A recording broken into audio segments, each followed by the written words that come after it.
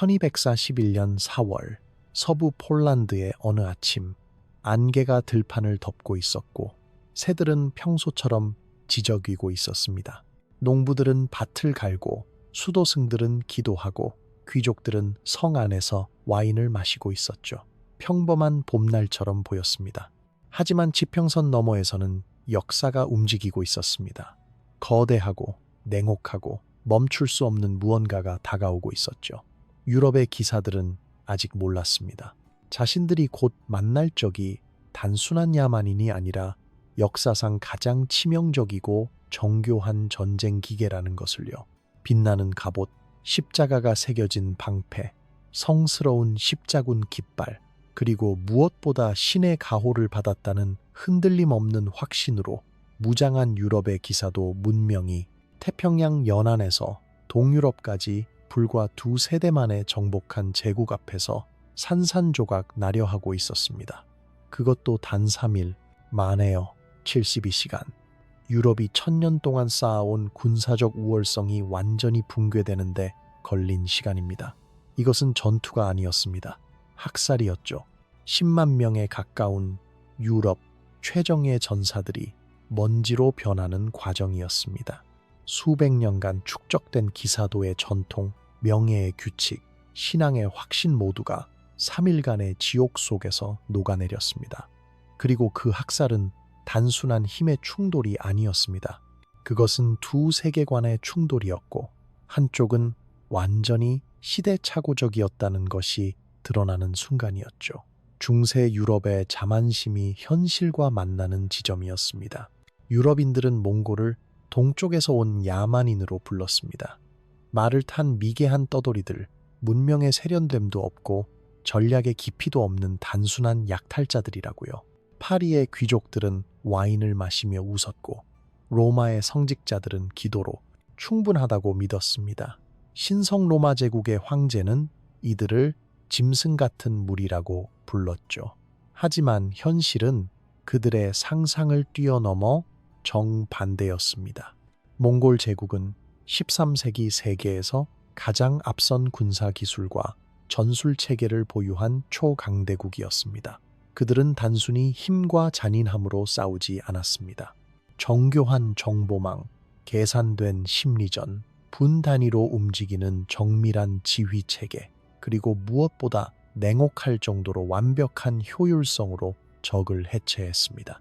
유럽의 귀족들이 명예와 영광을 외치며 돌격할 때 몽골 장군들은 이미 적의 약점을 파악하고 함정을 설계하고 승리를 계산하고 있었습니다. 한쪽은 예술로 전쟁을 했고 다른 한쪽은 과학으로 전쟁을 했습니다. 이 파멸의 작전을 지휘한 사람은 바투칸이었습니다. 칭기즈칸의 손자이자 몽골 제국의 서진을 완성한 지휘관이죠. 그는 단순한 정복자가 아니었습니다.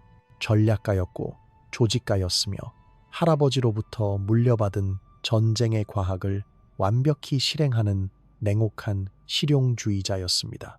감정으로 결정하지 않았고 명예에 집착하지도 않았습니다. 오직 결과만이 중요했죠. 1211년 봄, 그는 10만에 가까운 몽골 제국군을 이끌고 유럽의 심장부로 진군합니다. 하나의 거대한 군대가 아니라 두 개의 칼날로 나뉘어서요.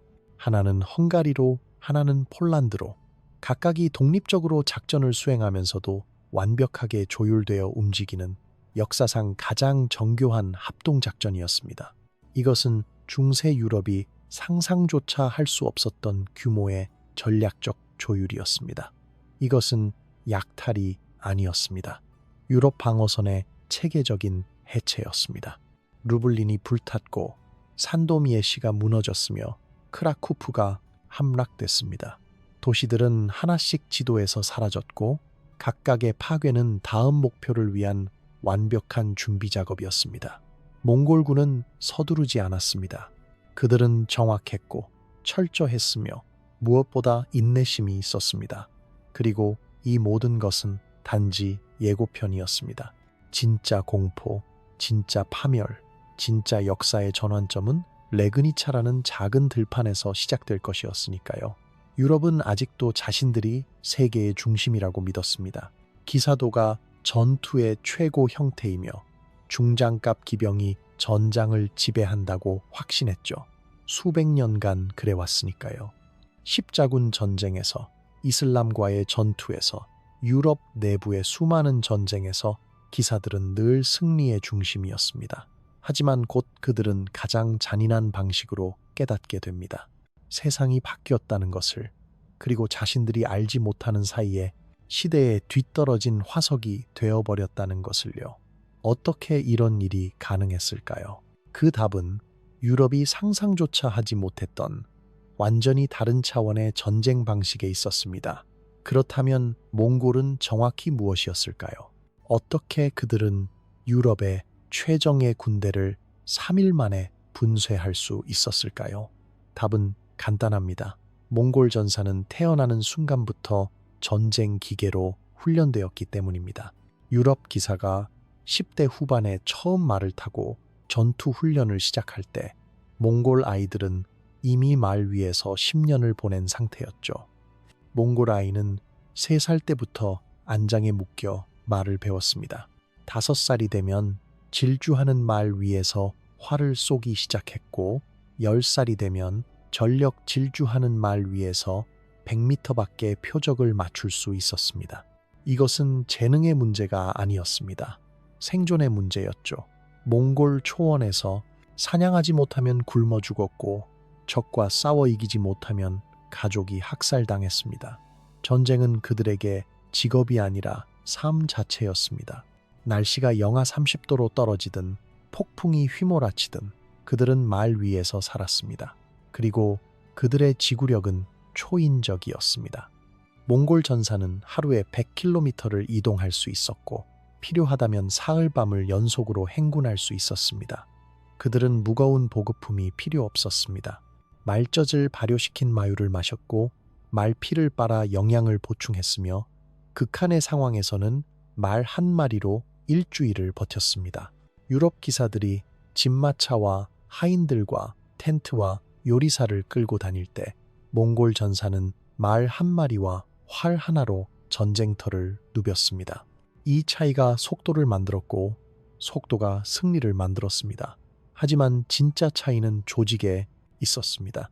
칭기즈 칸이 만든 군사 체계는 중세 세계 어디에도 존재하지 않던 수준의 정교함이었습니다.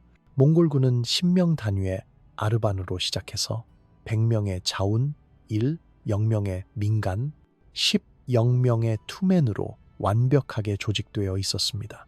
각 단위는 독립적으로 작전을 수행할 수 있었고 동시에 상위 지휘관의 명령에 즉각 반응했습니다. 깃발 신호, 나팔 소리, 횃불의 패턴으로 수킬로미터 떨어진 부대와 실시간으로 소통했죠. 현대 군대의 무전기 통신과 유사한 시스템을 그들은 700년 전에 이미 완성해 놓았습니다. 그리고 이 체계는 철저한 능력주의 위에 세워졌습니다. 유럽에서는 귀족의 아들이 무능해도 지휘관이 되었지만 몽골에서는 전투에서 공을 세우지 못하면 아무리 귀한 혈통이라도 병사로 남았습니다. 반대로 평민이라도 뛰어난 전략가라면 장군이 될 수 있었죠. 바투칸의 참모진 중에는 원래 대장장이었던 사람도 있었고 포로에서 장군이 된 사람도 있었습니다. 중요한 것은 오직 결과였습니다. 혈통도 신분도 종교도 중요하지 않았습니다. 이길 수 있느냐 없느냐만이 중요했죠. 정보전에서도 몽골은 압도적이었습니다. 전투가 시작되기 몇 달 전부터 상인으로 위장한 스파이들이 유럽 전역에 퍼져 있었습니다. 그들은 도시의 방어 시설을 관찰하고 군대의 규모를 파악하고 지휘관들의 성격과 갈등을 보고했습니다. 몽골 장군들이 전장에 도착했을 때 그들은 이미 적에 대한 모든 것을 알고 있었죠. 반면 유럽 지휘관들은 몽골에 대해 아무것도 몰랐습니다. 그들이 얼마나 많은지, 어디서 왔는지, 무엇을 원하는지조차 불확실했죠. 그리고 심리전이 있었습니다. 몽골은 첫 화살을 쏘기 훨씬 전부터 적을 무너뜨리기 시작했습니다. 정복한 도시에서 생존자를 일부러 살려보냈습니다. 그들이 다음 도시로 가서 공포를 퍼뜨리도록요. 몽골군은 악마다. 그들과 싸우는 것은 죽음을 선택하는 것이다. 이런 소문이 유럽 전역에 퍼졌고 전투가 시작되기도 전에 병사들의 사기는 바닥을 쳤습니다. 공포는 가장 강력한 무기였습니다. 칼보다, 활보다, 때로는 군대 자체보다 더 강력했죠. 1241년 봄, 바투칸의 작전 계획은 완벽했습니다. 그는 군대를 둘로 나눴습니다. 3만 명은 헝가리로 보내 주력을 맡게 하고 2만 명은 폴란드로 보내 측면을 보호하게 했습니다. 폴란드는 주목표가 아니었습니다. 하지만 폴란드가 살아있으면 헝가리 작전의 뒤를 칠 수 있었죠. 그래서 폴란드는 제거되어야 했습니다. 빠르게, 완전하게, 그리고 본보기로요. 폴란드 침공은 예고된 재앙이었습니다. 루블린이 먼저 함락됐습니다. 몽골군은 도시를 포위하고 주민들에게 항복을 권했습니다. 거부하자 하루 만에 성벽을 무너뜨렸죠. 생존자는 없었습니다. 다음은 산도미엣이었습니다. 같은 패턴이 반복됐고 같은 결과가 나왔습니다. 그리고 크라쿠프, 폴란드에서 가장 아름답고 부유한 도시가 불타올랐습니다. 몽골군은 서두르지 않았습니다. 각 도시를 철저히 파괴하면서 다음 목표로 나아갔죠. 이것은 약탈이 아니었습니다. 이것은 메시지였습니다. 우리를 막을 수 없다. 항복하거나 죽거나. 그리고 그 메시지는 효과가 있었습니다. 폴란드 전역이 공포에 떨었고 귀족들은 패닉 상태에 빠졌습니다. 많은 이들이 도망쳤습니다. 서쪽으로, 남쪽으로, 몽골이 오지 않는 곳이라면 어디든요. 하지만 한 사람만은 달랐습니다. 실레지아 공작 헬리크 2세. 역사가 경건왕 헬리크라고 부르는 그 남자는 도망가지 않기로 결심했습니다. 그리고 그 결정이 유럽 역사에서 가장 비극적인 3일의 시작이 되었습니다. 헬리크 2세는 38세였습니다. 경건하고 책임감 있고 무엇보다 용감한 남자였죠. 그는 몽골이 무엇인지 알고 있었습니다. 크라쿠프에서 도망친 생존자들의 이야기를 들었고 불탄 마을들을 직접 봤으며 공포에 질린 난민들의 눈을 똑바로 바라봤습니다. 그는 알고 있었습니다. 이것이 단순한 전투가 아니라 생존의 문제라는 것을요. 하지만 그는 도망가지 않았습니다. 이유는 간단했습니다. 누군가는 막아야 했으니까요. 그는 사람을 모으기 시작했습니다. 폴란드 전역에, 독일에, 보헤미아에, 모라비아에 사신을 보냈습니다. 기독교 세계가 위험에 처했다. 모든 기사들이여 십자가 아래에 모여라. 그리고 놀랍게도 사람들이 왔습니다. 공포에도 불구하고 패배의 소문에도 불구하고 그들은 모여들었습니다. 템플 기사단이 왔습니다. 십자군 전쟁의 전설, 예루살렘의 수호자들이었죠. 흰 망토에 붉은 십자가를 단 그들은 죽음을 두려워하지 않는다고 맹세한 자들이었습니다. 천국은 전장에서 죽는 자들을 기다린다고 믿었으니까요. 그들은 소수였지만 그 존재만으로도 군대의 사기를 높였습니다. 신이 우리 편이라는 증거처럼 느껴졌죠. 튜턴 기사단도 왔습니다. 독일의 정예 전사들, 차가운 북방에서 이교도들과 싸우며 단련된 자들이었습니다. 그들의 갑옷은 두껍고 검은 날카로우며 규율은 철저했습니다. 몽골과 싸워본 적은 없었지만 그들은 확신했습니다. 독일 기사의 칼날 앞에 서지 못할 적은 없다고요. 폴란드의 귀족들이 왔습니다. 자신들의 땅, 자신들의 백성을 지키기 위해서였습니다. 그들은 가문의 깃발을 들고 왔고 각자의 기사단을 이끌고 왔으며 복수심에 불타고 있었습니다. 몽골이 그들의 성을 불태웠고 그들의 농민들을 학살했으니까요. 이것은 명예의 문제가 아니었습니다. 생존의 문제였죠. 모라비아에서 보병들이 왔습니다. 농민 출신의 병사들. 화려한 갑옷도 없고 명성도 없었지만 싸울 의지는 있었습니다. 그들은 창과 도끼로 무장했고 두려움을 삼키며 행군했습니다. 광부들도 합류했습니다. 곡괭이와 망치를 든 거친 남자들이었죠. 전문 군인은 아니었지만 생존을 위해서라면 싸울 수 있었습니다. 심지어 금광 노동자들까지 왔습니다. 황금을 캐던 손으로 이제 무기를 들었죠. 모두가 같은 생각이었습니다. 몽골이 이기면 모든 것이 끝난다. 집도, 가족도, 삶도 모두요. 그래서 그들은 싸우기로 했습니다. 이길 가능성이 보이지 않아도, 희망이 희미해도 다른 선택지가 없었으니까요. 역사는 이 군대를 10만 명이라고 기록했습니다. 하지만 그것은 과장이었죠. 실제로는 25, 0명에서 40, 0명 사이였을 것입니다. 여전히 엄청난 숫자였습니다. 중세 유럽 기준으로는 거대한 군대였죠. 폴란드 역사상 가장 큰 군대 중 하나였고 유럽 기독교 세계가 단결해서 만들어낸 마지막 희망이었습니다. 하지만 숫자보다 중요한 것은 그들의 마음가짐이었습니다. 그들은 신의 가호를 받았다고 믿었습니다. 사제들이 축복을 내렸고 십자가가 높이 들렸으며 찬송가가 군영에 울려 퍼졌습니다. 우리는 기독교 세계의 방패다. 신이 우리와 함께 하신다. 이것은 단순한 전투가 아니었습니다. 성전이었죠. 선과 악의 대결, 문명과 야만의 충돌이라고 그들은 믿었습니다. 그리고 그 믿음이 문제였습니다. 그들은 적을 과소평가했습니다. 몽골을 여전히 동쪽의 야만인으로 봤죠. 갑옷도 제대로 없고 전략도 없고 단지 숫자로 밀어붙이는 무리라고 생각했습니다. 템플 기사단의 한 지휘관은 이렇게 말했다고 합니다. 저들은 작은 말을 타고 온다. 우리의 전마 한번 돌격이면 끝날 것이다. 자신감이 아니라 오만이었습니다. 반면 몽골은 모든 것을 알고 있었습니다. 그들의 스파이들은 헬리크의 군대가 어디서 모이는지, 얼마나 많은지, 어떤 장비를 가졌는지 정확히 보고했습니다. 몽골 장군들은 유럽 기사들의 전술도 연구했습니다. 정면 돌격, 중장갑 기병의 충격력, 근접전에서의 우세 모두 알고 있었고 모두 대응책이 준비되어 있었습니다. 4월 초 두 군대가 움직이기 시작했습니다. 헬리크는 레그니차로 향했습니다. 작은 도시였지만 전략적 요충지였죠.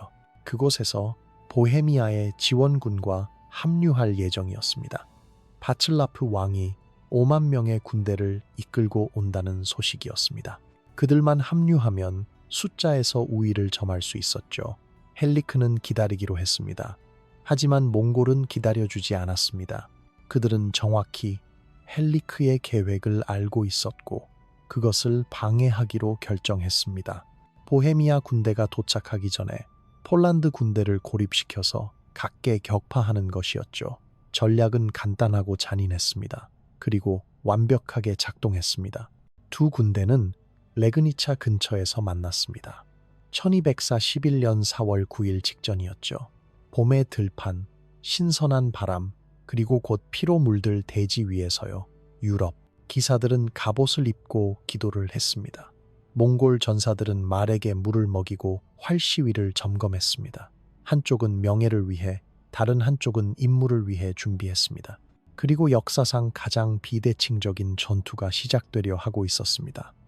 1240 빌년 4월 7일 새벽 레그니차 들판에 유럽 군대가 집결했습니다. 그리고 그것은 장관이었죠. 3만 명이 넘는 기사들과 병사들이 전열을 갖췄습니다. 갑옷이 아침 햇살에 반짝였고 수백 개의 깃발이 바람에 펄럭였습니다. 템플 기사단의 붉은 십자가, 튜턴 기사단의 검은 십자가, 폴란드 귀족들의 가문 문장들이 하늘을 수놓았죠. 전마들은 땅을 박차며 울부짖었고 기사들은 투구를 쓰고 창을 들었습니다. 사제들이 군대 앞에 섰습니다. 그들은 성수를 뿌리고 축복을 내렸습니다. 주님께서 우리와 함께 하시도다. 이교도들을 물리치고 기독교 세계를 지키소서. 병사들은 무릎을 꿇고 기도했습니다. 많은 이들이 울고 있었습니다. 두려움 때문이 아니라 경외감 때문이었죠. 이것은 역사적인 순간이었습니다. 자신들이 유럽을 구하는 영웅이 될 것이라고 믿었으니까요. 헬리크 공작은 군대를 세 부분으로 나눴습니다. 중앙에는 그가 직접 지휘하는 주력 기병대, 좌익에는 템플 기사단과 독일 기사들, 우익에는 폴란드 귀족들의 부대가 배치되었습니다. 후방에는 보병과 궁수들이 있었죠. 전형적인 중세 유럽의 진영이었습니다. 교과서적이고 예측 가능하고 그리고 완전히 시대에 뒤떨어진 것이었습니다. 그리고 지평선에 먼지, 구름이 보이기 시작했습니다. 처음에는 작았습니다. 그저 흐릿한 선처럼 보였죠. 하지만 점점 가까워졌고 점점 커졌고 그리고 소리가 들렸습니다. 말발굽 소리, 수만의 말발굽이 대지를 두드리는 소리였습니다. 유럽 기사들은 긴장했지만 여전히 자신감이 있었습니다. 드디어 싸울 시간이 왔다고 생각했죠. 그리고 몽골 기병이 나타났습니다. 유럽 기사들은 순간 당황했습니다. 왜냐하면 몽골 병사들이 너무 작아 보였으니까요. 작은 말을 탄 작은 남자들이었습니다. 무거운 갑옷도 없었고 큰 창도 없었습니다. 그저 활과 화살통을 든 채 빠르게 움직이고 있었죠. 어떤 폴란드 기사는 웃었다고 합니다. 저것들이 우리가 두려워했던 적인가? 하지만 그 웃음은 곧 비명으로 바뀔 것이었습니다. 몽골군은 접근하지 않았습니다. 그들은 약 200m 거리에서 멈췄습니다. 유럽 기사들에게는 안전한 거리였죠. 그들의 석궁은 100m가 최대 사거리였으니까요. 하지만 몽골 복합궁은 달랐습니다. 나무와 뿔과 힘줄로 만들어진 이 활은 250m 이상을 날아갔고 그 위력은 석궁을 능가했습니다. 그리고 가장 중요한 것은 몽골 전사들은 말을 타면서도 정확하게 쏠 수 있었다는 점이었죠. 그리고 화살비가 쏟아졌습니다. 하늘이 어두워졌습니다. 문자 그대로요. 2만 명의 몽골 궁수가 동시에 활을 쏘면 하늘이 화살로 뒤덮입니다. 헤로도토스가 페르시아 전쟁에 대해 썼던 그 유명한 문구가 현실이 되는 순간이었죠. 화살이 너무 많아 태양이 가려졌다. 그리고 그 화살들이 비처럼 쏟아져 내렸습니다. 유럽 기사들의 갑옷은 두꺼웠습니다. 하지만 완벽하지는 않았죠. 투구의 틈, 갑옷 관절 부분, 다리, 말의 목, 화살은 약점을 찾아냈습니다. 말들이 먼저 쓰러지기 시작했습니다. 목에, 가슴에, 다리에 화살이 밝혔죠. 말이 쓰러지면 기사도 쓰러졌습니다. 무거운 갑옷 때문에 일어나기도 어려웠고 일어나는 순간 또 다른 화살이 날아왔습니다. 그리고 몽골은 접근하지 않았습니다. 그들은 계속 200m 거리를 유지하며 화살만 쐈습니다. 유럽 기사들이 돌격을 시도하면 몽골은 후퇴했습니다. 그들의 작고 빠른 말은 중장갑 전마보다 훨씬 민첩했죠. 따라잡을 수 없었습니다. 그리고 후퇴하면서도 뒤를 돌아보며 화살을 쏘는 파르티안 샷 기술로 추격자들을 계속 괴롭혔습니다. 이것은 전투가 아니었습니다. 사냥이었죠. 몽골 전사들은 들소를 사냥하듯 늑대를 사냥하듯 유럽 기사들을 사냥했습니다. 접근하지 않고 지치게 만들고 천천히 죽였습니다. 그리고 무엇보다 좌절시켰습니다. 유럽 기사들은 싸우고 싶었습니다. 칼과 칼로 명예롭게 맞서고 싶었죠. 하지만 그 기회조차 주어지지 않았습니다. 그저 화살에 맞아 죽을 뿐이었습니다. 수학을 해봅시다. 몽골 궁수 2만 명, 각자 60개의 화살을 휴대합니다. 총 120만 발의 화살입니다. 그리고 숙련된 몽골 궁수는 분당 10발을 쏠 수 있었습니다. 6분이면 60발을 다 쏠 수 있었죠. 물론 실제로는 그렇게 빨리 쏘지 않았습니다. 천천히, 정확하게, 효율적으로 쐈습니다. 하지만 이론적으로는 1시간 만에 유럽 군대 전체를 화살로 뒤덮을 수 있었습니다. 오후가 되자 유럽 기사들의 사기가 무너지기 시작했습니다. 아무것도 할 수 없었습니다. 돌격하면 적은 도망갔고 방어하면 화살이 쏟아졌습니다. 공격도 방어도 불가능했죠. 템플 기사단의 일부가 미친 듯이 돌격을 시도했습니다. 비겁자들아, 맞서 싸워라. 하지만 몽골은 대답하지 않았습니다. 그저 활을 당기고 쏘고 후퇴할 뿐이었죠. 그리고 템플 기사들은 하나씩 말에서 떨어졌습니다. 해가 지기 시작했습니다. 첫날이 끝나가고 있었습니다. 유럽 군대는 한 발짝도 전진하지 못했고 수백 명이 죽거나 다쳤습니다. 몽골군의 손실은 거의 없었습니다. 그들은 애초에 근접전을 하지 않았으니까요. 그리고 밤이 되자 몽골은 지평선에 불을 밝혔습니다. 수백 개의 횃불이 어둠 속에서 빛났고 북소리가 울렸습니다. 둥둥둥. 천천히 규칙적으로 최면을 걸듯이요.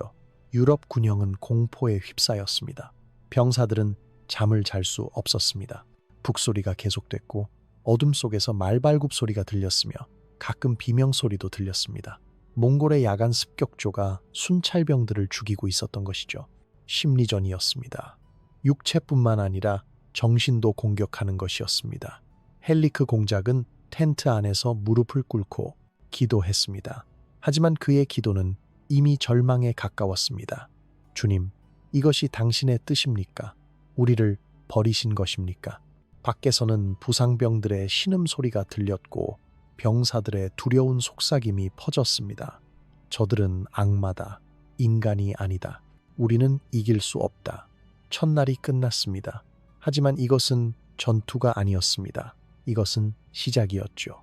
진짜 학살은 다음 날부터 시작될 것이었습니다. 그리고 유럽 군대는 아직 몰랐습니다. 최악은 아직 오지도 않았다는 것을요. 1241년 4월 8일 새벽, 하늘은 붉었습니다. 피처럼 붉은 여명이 들판을 물들였죠. 중세 사람들은 이런 하늘을 불길한 징조로 봤습니다. 그리고 그날 그들이 옳았습니다. 유럽 군영은 혼란스러웠습니다. 밤새 잠을 제대로 자지 못한 병사들은 지쳐 있었고 부상병들의 신음소리는 계속됐습니다. 하지만 더 큰 문제는 지휘관들 사이의 갈등이었죠. 전날의 굴욕적인 패배 이후 두 가지 의견이 충돌하고 있었습니다. 헬리크 공작은 방어를 주장했습니다. 우리는 기다려야 합니다. 보헤미아의 바칠라프 왕이 오고 있습니다. 그의 군대와 합류하면 숫자에서 우위를 점할 수 있습니다. 그는 전날의 재앙을 목격했고 몽골의 전술을 이해하기 시작했습니다. 정면 돌격은 자살이라는 것을요. 하지만 메슈코 공작은 달랐습니다. 오폴레의 젊은 귀족이었던 그는 분노에 차 있었습니다. 우리가 여기서 화살에 맞아 죽기만 하란 말입니까? 우리는 기사입니다. 겁쟁이처럼 숨어 있을 수는 없습니다. 그의 목소리는 떨리고 있었습니다. 분노 때문인지 두려움 때문인지 알 수 없었죠. 아마 둘 다였을 것입니다. 많은 젊은 기사들이 메슈코의 의견에 동조했습니다. 그들은 어제의 굴욕을 씻어내고 싶었습니다. 명예가 짓밟혔고 자존심이 무너졌으며 무엇보다 자신들이 비겁하다고 느껴졌으니까요. 우리 조상들은 용감하게 싸우다 죽었습니다. 우리도 그래야 합니다. 한 템플 기사가 외쳤습니다. 그리고 많은 이들이 동의의 함성을 질렀죠. 헬리크는 알고 있었습니다. 이것이 감정적인 결정이라는 것을요. 하지만 그는 군대를 통제할 수 없었습니다. 사기가 너무 낮았고 분노가 너무 컸으며 무엇보다 기다림은 희망이 아니라 더 큰 절망처럼 느껴졌습니다. 결국 그는 양보했습니다. 좋습니다. 하지만 제한적인 공격만 허용합니다. 메슈코, 당신의 기병대만 전진하십시오. 나머지는 예비대로 남습니다. 이것은 타협이었습니다. 그리고 치명적인 실수였죠. 아침 9시쯤 메슈코 공작이 0명의 폴란드 기병을 이끌고 전진했습니다. 그들은 헬리크의 주력군에서 분리되어 나갔습니다. 갑옷이 햇빛에 번쩍였고 창끝이 하늘을 찔렀으며 전마들이 힘차게 달렸습니다. 마침내 그들은 싸울 수 있었습니다. 마침내 명예를 되찾을 수 있었죠. 아니, 그렇게 믿었습니다. 몽골군은 어제와 같은 위치에 있었습니다. 그들은 폴란드 기병이 돌격해오는 것을 보고 있었습니다. 그리고 놀랍게도 그들은 도망치기 시작했습니다. 뒤도 돌아보지 않고 빠르게 동쪽으로 도망쳤죠. 폴란드 기사들은 환호했습니다. 저들이 도망친다. 겁쟁이들이 도망친다. 추격하라. 메슈코 공작은 승리의 순간이 왔다고 믿었습니다. 하지만 이것은 가장 오래되고 가장 치명적인 몽골 전술이었습니다. 위장 후퇴, 칭기즈 칸이 완성했고 수백 번의 전투에서 검증된 함정이었죠. 적을 유인하고 분산시키고 포위해서 학살하는 것이었습니다. 그리고 폴란드 기사들은 정확히 그 함정 속으로 달려가고 있었습니다. 추격은 계속됐습니다. 1km, 2km, 3km. 몽골은 계속 도망쳤고 폴란드 기사들은 계속 쫓았습니다. 흥분과 승리의 확신에 눈이 멀어서 그들은 주변을 보지 못했습니다. 대형이 무너지고 있다는 것을, 주력군과의 거리가 점점 멀어지고 있다는 것을, 그리고 양옆의 언덕 뒤에서 무언가가 움직이고 있다는 것을요. 그리고 함정이 닫혔습니다. 갑자기 양쪽 언덕에서 몽골 중기병이 나타났습니다. 수천 명이었습니다. 그들은 더 이상 궁수가 아니었습니다. 완전 무장한 기병이었죠. 창을 들고 갑옷을 입고 그리고 무엇보다 완벽한 대형을 유지한 채 돌격해 왔습니다. 동시에 도망치던 몽골 경기병들이 돌아섰습니다. 그들은 도망친 것이 아니었습니다. 적을 올감이 속으로 끌어들인 것이었죠. 폴란드 기사들은 패닉에 빠졌습니다. 그들은 흩어져 있었고 대형도 없었으며 무엇보다 완전히 포위되어 있었습니다. 앞에서, 뒤에서, 양옆에서 몽골군이 밀려왔습니다. 그리고 화살비가 다시 쏟아졌습니다. 이번에는 200m가 아니라 50m 거리에서였습니다. 화살은 갑옷을 뚫었고 투구를 관통했으며 말과 사람을 가리지 않고 쓰러뜨렸습니다. 메슈코 공작은 부하들을 집결시키려 했습니다. 집결하라, 원형 진영을 만들어라. 하지만 그의 목소리는 비명과 마루름과 쇠붙이 부딪히는 소리에 묻혔습니다. 혼란이었습니다. 완전한 혼란이었죠. 기사들은 어디로 가야 할지, 누구를 쳐야 할지, 심지어 어디가 앞인지도 알 수 없었습니다. 몽골 중기병이 돌격했습니다. 그들의 창은 길고 날카로웠으며 말은 빠르고 민첩했습니다. 찌르고 빠지고 다시 찌르고 유럽 기사들처럼 정면에서 부딪히지 않았습니다. 측면을 노렸고 약점을 찾았으며 한 명씩 차례로 죽였습니다. 이것은 전투가 아니라 도살이었습니다. 폴란드 기사들은 용감하게 싸웠습니다. 그들은 겁쟁이가 아니었습니다. 많은 이들이 마지막 순간까지 칼을 휘둘렀고 찬송가를 불렀으며 동료를 지키려 했습니다. 한 기사는 화살 5개가 몸에 박힌 채로도 계속 싸웠다고 합니다. 또 다른 기사는 팔이 잘린 후에도 이빨로 적을 물려고 했다고 하죠. 이것은 용기의 이야기입니다. 하지만 동시에 무의미한 죽음의 이야기이기도 했습니다. 메슈코 공작은 끝까지 싸웠습니다.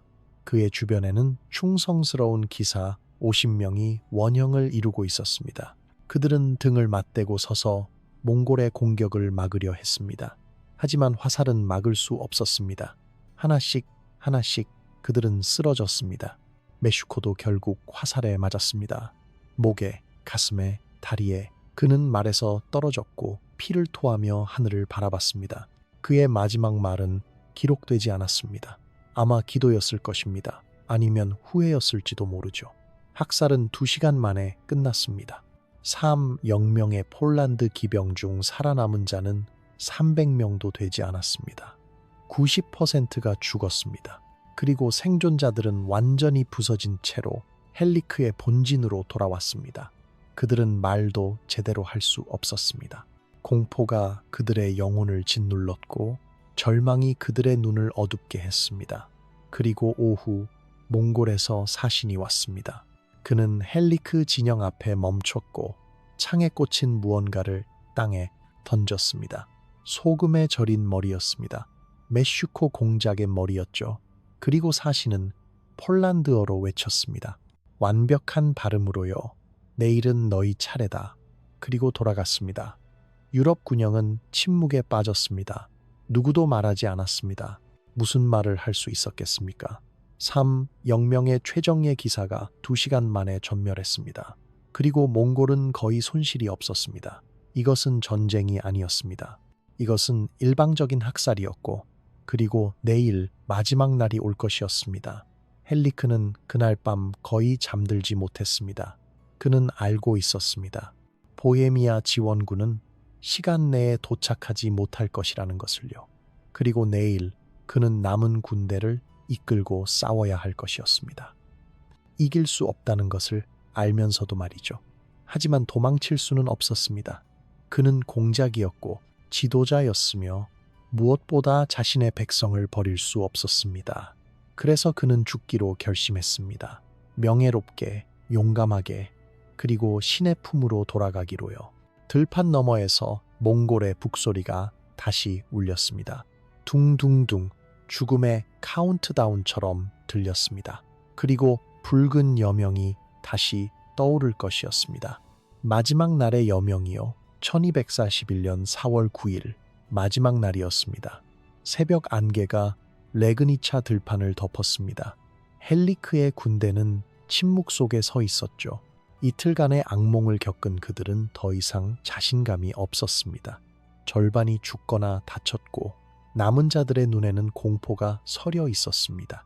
하지만 그들은 여전히 서 있었습니다. 도망갈 곳도 없었고 포기할 수도 없었으니까요. 헬리크 공작은 마지막 방어선을 구축했습니다. 작은 언덕, 개울이 한쪽 측면을 보호하는 위치였죠. 템플 기사단과 튜턴 기사단이 중앙에, 남은 폴란드 기병이 좌우익에, 보병들이 후방에 배치되었습니다. 깃발이 마지막으로 바람에 펄럭였습니다. 붉은 십자가, 검은 십자가, 그리고 폴란드의 독수리가요. 사제들이 마지막 기도를 올렸습니다. 주여, 우리 영혼을 받아주소서. 많은 병사들이 울고 있었습니다. 그들은 알고 있었습니다. 오늘 이 마지막이라는 것을요. 오전 10시쯤 몽골군이 나타났습니다. 하지만 이번에는 뭔가 달랐습니다.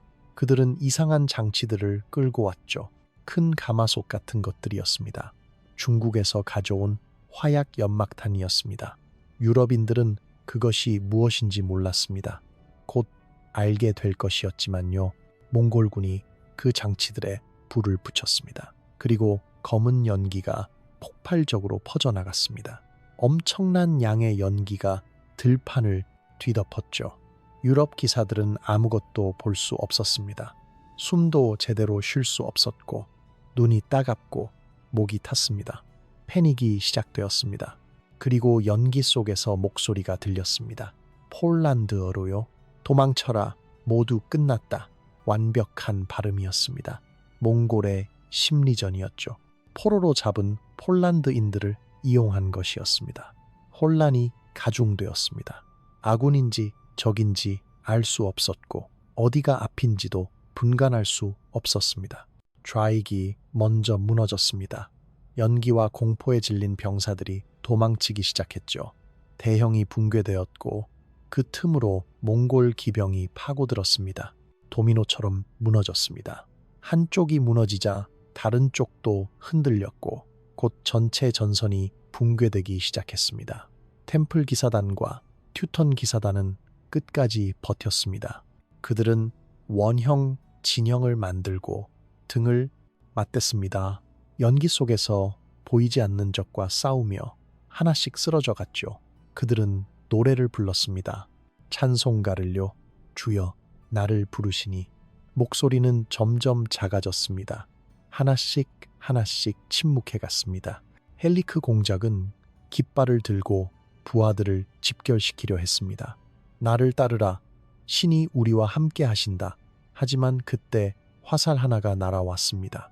그의 겨드랑이 갑옷의 틈을 정확히 맞췄습니다. 그는 말에서 떨어졌습니다. 헬리크의 추락은 군대의 완전한 붕괴를 의미했습니다. 지휘관이 쓰러졌고 깃발이 떨어졌으며 희망이 사라졌습니다. 병사들은 사방으로 도망쳤습니다. 하지만 몽골은 도망자들을 추격했습니다. 자비는 없었습니다. 항복하는 자도 무릎 꿇는 자도 모두 죽였습니다. 헬리크는 포로로 잡혔습니다. 몽골 장군은 그를 보고 말했습니다. 용감한 적이었다. 그리고 한 번의 검질로 목을 쳤습니다. 명예로운 죽음이었습니다. 나중에 그의 어머니는 시신을 찾아왔고 6개의 발가락으로 아들을 알아봤다고 합니다. 레그니차 들판은 지옥이 되었습니다. 수만 명의 시체가 흩어져 있었고 피가 개울을 붉게 물들였으며 연기가 하늘을 가렸습니다. 몽골군은 죽은 자들의 귀를 잘라 9자루를 채웠습니다. 전리품의 증거였죠. 3일 만에 유럽 최정예 군대가 사라졌습니다. 10 영명에서 25 영명이 죽었습니다. 몽골의 손실은 700명도 되지 않았습니다. 이것은 전투가 아니었습니다. 일방적인 학살이었죠. 그리고 중세 유럽의 환상이 산산조각 난 순간이었습니다. 전투가 끝난 후 몽골군은 들판을 걸으며 죽은 자들의 귀를 잘랐습니다. 오른쪽 귀만요. 정확한 집계를 위해서였죠. 이것은 전리품 증명이자 승리의 기록이었습니다. 9자루가 가득 찼습니다. 큰 자루였습니다.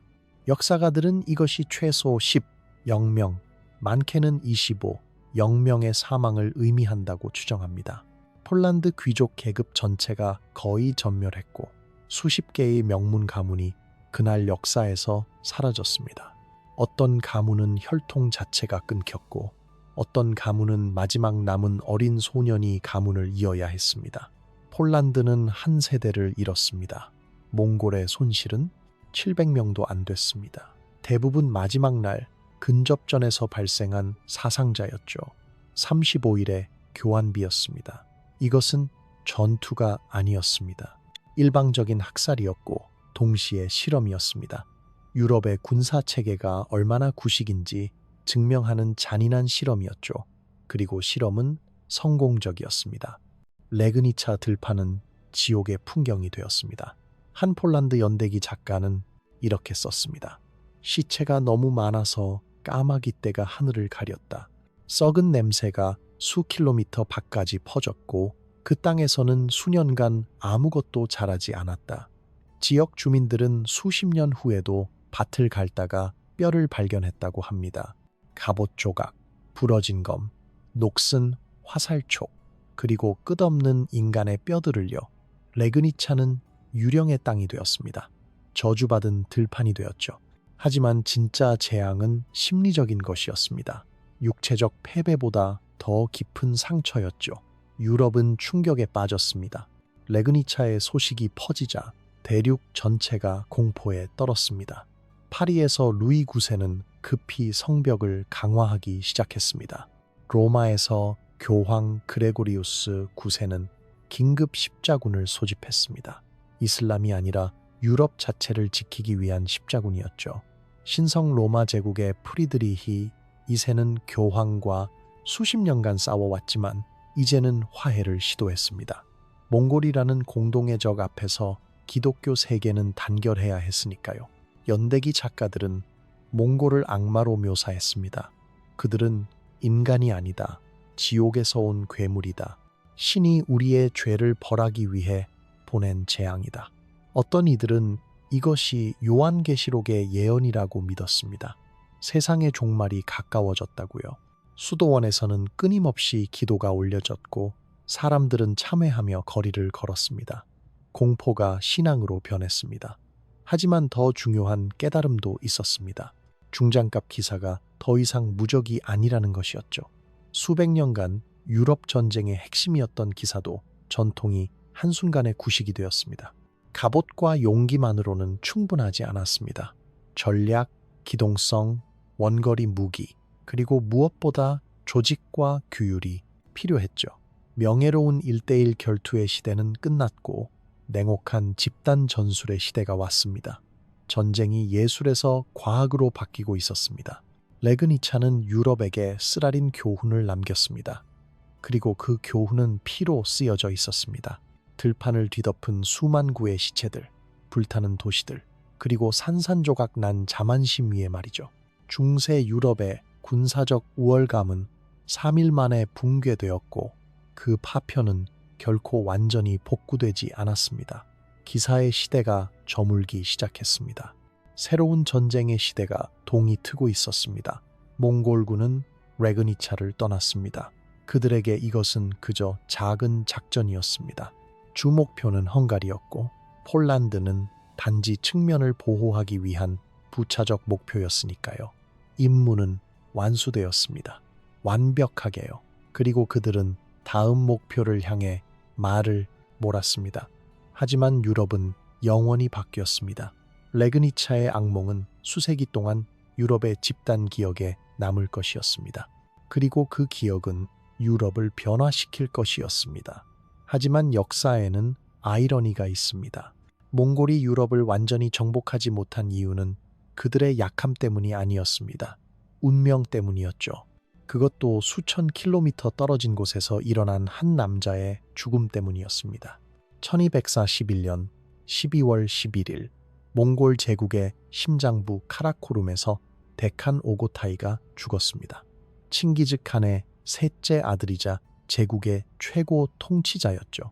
사인은 명확하지 않습니다.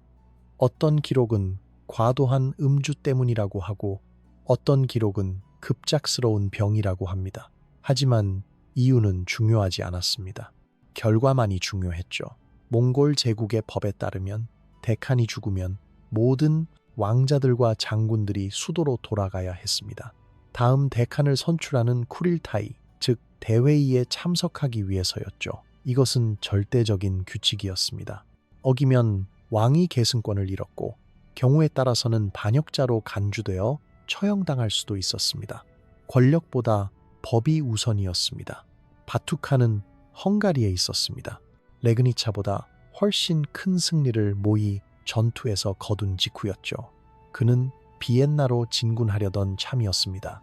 그 다음은 독일, 그 다음은 프랑스, 그리고 마침내 대서양까지 유럽 전체를 정복할 계획이었습니다. 하지만 오고타이의 죽음 소식을 듣자마자 그는 멈췄습니다.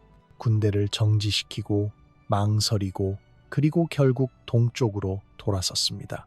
일부 역사가들은 바투가 마지못해 돌아갔다고 말합니다. 그가 유럽 정복을 간절히 원했지만 법과 의무를 어길 수 없었다고요. 다른 역사가들은 그가 오히려 기뻐했다고 말합니다. 유럽은 가난했고 날씨는 추웠으며 목초지도 부족해서 몽골에게는 정복할 가치가 없었다고요. 진실은 아마 그 중간 어딘가에 있을 것입니다. 의무감과 실용주의가 섞여 있었겠죠. 어쨌든 결과는 같았습니다. 몽골군은 유럽을 떠났습니다. 완전히요. 그리고 다시는 돌아오지 않았습니다. 바투는 킵차크 한국을 세웠고 러시아와 동유럽을 지배했지만 폴란드나 헝가리보다 더 서쪽으로는 가지 않았습니다. 몽골 제국은 내부 권력 투쟁에 빠졌고 결국 여러 한국으로 분열되었습니다. 유럽은 힘이 아니라 운명의 장난으로 구원받았습니다. 하지만 레그니차의 영향은 사라지지 않았습니다. 오히려 유럽을 근본적으로 변화시켰죠. 몽골의 위협은 유럽에게 진화를 강요했습니다. 군사, 혁신이 시작되었습니다. 영국의 장궁병이 중요해졌고 복합 병종 전술이 발전했으며 중국에서 가져온 화약 무기가 도입되기 시작했습니다. 기사도는 서서히 쇠퇴했고 전문 상비군이 등장했습니다. 전쟁이 바뀌기 시작했습니다. 아이러니하게도 레그니차의 패배가 결국 유럽을 구했습니다. 그 굴욕이 유럽을 깨웠고 그 공포가 유럽을 현대화시켰습니다. 만약 레그니차가 없었다면 유럽은 계속 중세적 환상 속에 머물렀을지도 모릅니다. 그리고 나중에 더 큰 재앙을 맞았을지도요. 고통스러운 교훈이었지만 필요한 교훈이었습니다.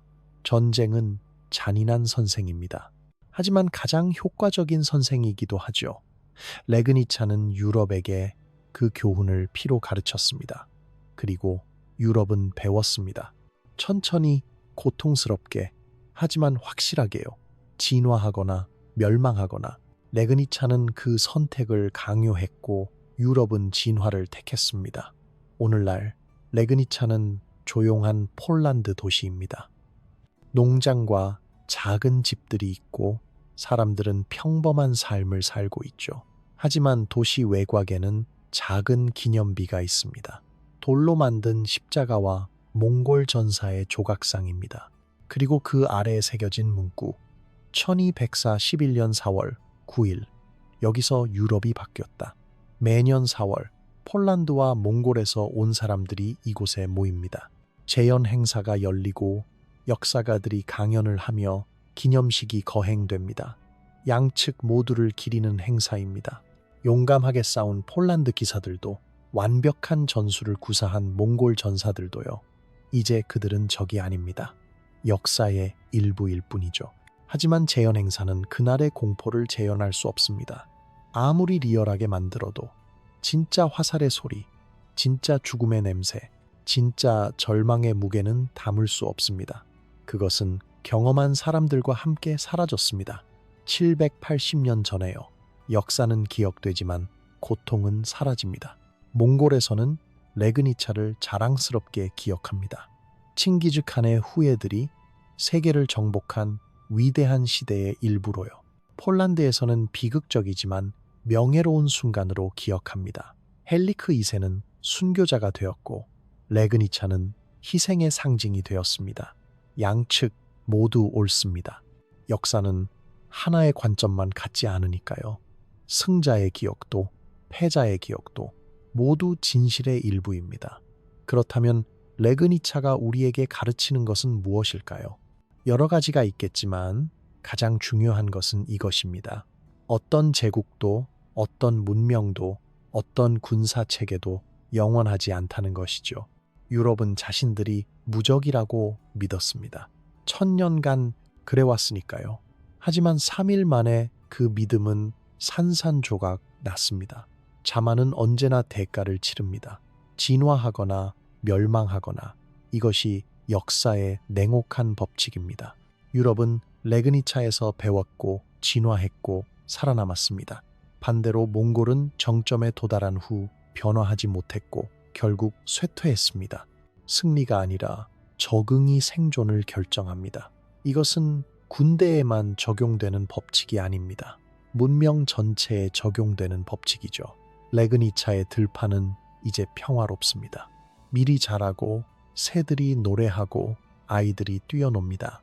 하지만 바람이 불 때 어떤 사람들은 여전히 듣는다고 합니다. 말발굽 소리를, 화살이 날아가는 소리를, 그리고 마지막 전투의 메아리를요. 아마 상상일 것입니다. 아니면 역사가 땅에 남긴 흔적일지도 모르죠. 3일간 10만 명의 유럽 기사들이 몽골 제국과 맞섰습니다. 그리고 3일 만에 그들은 역사에서 지워졌습니다. 하지만 그 3일은 영원히 기억될 것입니다. 왜냐하면 그 3일이 세상을 바꿨으니까요. 전쟁의 방식을, 유럽의 미래를, 그리고 역사의 흐름을요. 때로는 짧은 순간이 긴 세월보다 더 큰 영향을 남깁니다. 몽골의 말발굽 소리는 이제 역사 속으로 사라졌습니다. 하지만 그 메아리는 여전히 울립니다. 오늘도, 내일도, 그리고 앞으로도요. 레그니차를 기억하는 한, 그리고 우리가 역사를 기억하는 한 같은 실수를 반복하지 않을 수 있습니다. 어쩌면 그것이 역사의 진짜 가치일지도 모릅니다. 이 채널이 마음에 드셨다면 좋아요와 구독 부탁드립니다. 과거에 더 많은 이야기들을 원하신다면요. 멤버십에 가입하시면 새로운 영상을 일찍 보실 수 있고 이 채널을 지원하실 수 있습니다. 그리고 댓글로 여러분의 생각을 나눠주세요. 역사는 우리가 함께 기억할 때 살아있으니까요.